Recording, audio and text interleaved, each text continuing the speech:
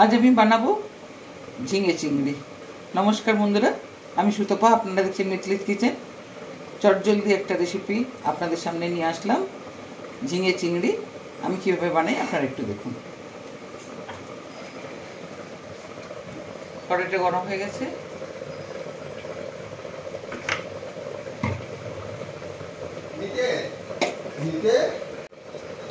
তেলটা গরম হয়ে গেছে, চিংড়ি মাছগুলো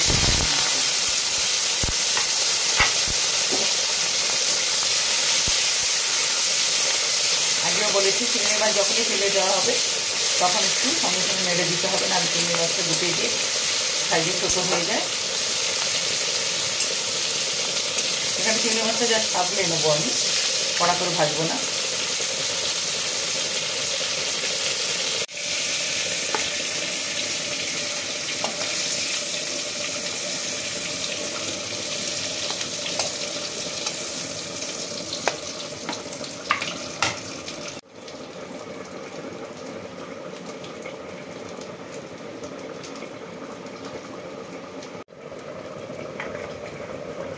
একটু তেল অ্যাড করলাম,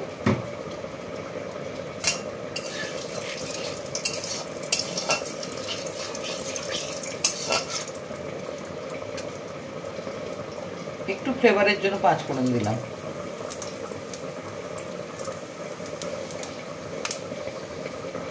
একটা শুকনো লঙ্কা দিলাম,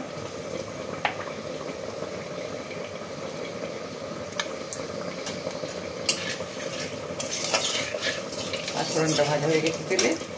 এরপর আমি একটু আদা আর পেঁয়াজ বাটা অ্যাড দিলাম।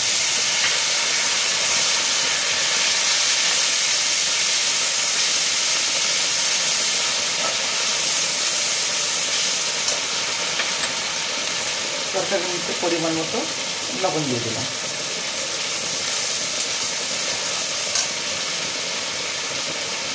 হলুদ,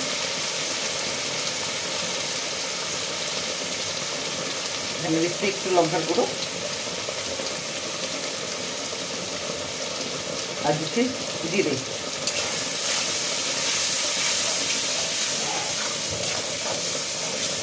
এরপরে আমি ঝিঙেগুলো এইভাবে কেটে নিয়েছি দিয়ে দিলাম। তরকারিটা এবারে নাড়বো।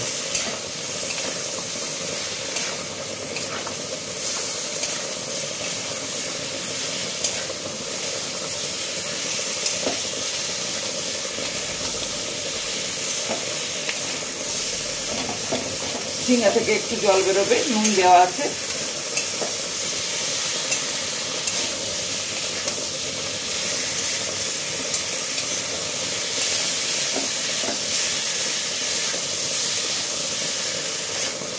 একটু ঢাকা দিয়ে দিলাম।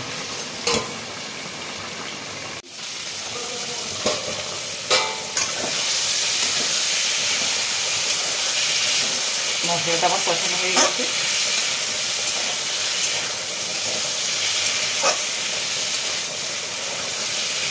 ঝিঙ্গাটা ছাড়ানোর সময় একটু ছিঁড়া রেখে ছাড়াতে হবে। যদি পুরো ছেঁড়াটা তুলে দেওয়া ছালটা উপরে, তাহলে পুরো গলে ঘুটে যাবে, গন্ধ হয়ে যাবে। তাই জন্য একটু একটু মাঝখানে ছিঁড়া রেখে ঝিঙাটা ঝাড়িয়েছি, যাতে ঝিঙাগুলো এরকম একটু গোটা থাকে।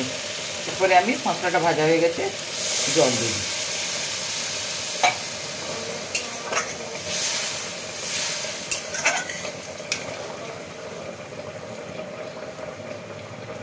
ফুটে উঠলে চিংড়ি মাছগুলো দেবো। চুলটা ফুটে উঠেছে, এবারে চিংড়ি মাছগুলো সব দিয়ে দিচ্ছি।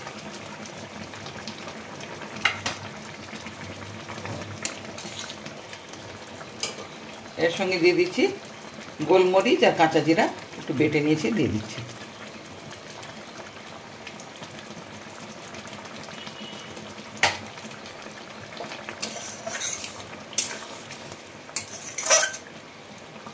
আর একবার ঢাকা দিয়ে দেবো।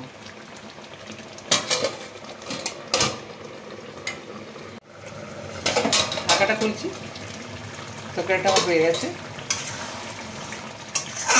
এই ঝোলের সঙ্গে ভাতের সঙ্গে খেতে হবে একটু ঘি আর একটু পাতিলেবু মিশিয়ে, গরম গরম ঝোলটা দিয়ে খেলে আর কিচ্ছু লাগবে না। গ্যাসটা বন্ধ করলাম।